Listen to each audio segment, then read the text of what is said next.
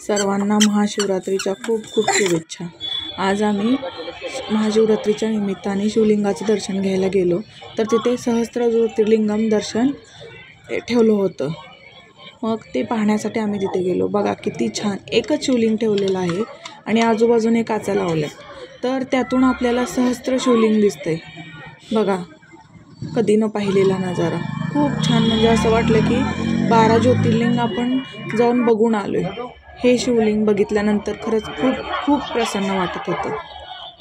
त्यामुळे आम्ही बराच वेळ तिथे थांबलो होतो। त्याच्यानंतर मग थोड्या वेळाने आम्ही तिथून निघालो।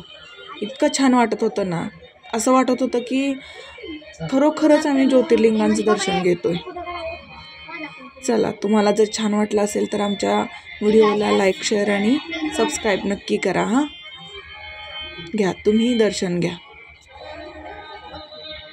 बघा कसं दिसतंय, चारी बाजूनी काचा आहेत आणि चारी बाजूनी फक्त शिवलिंगच दिसते।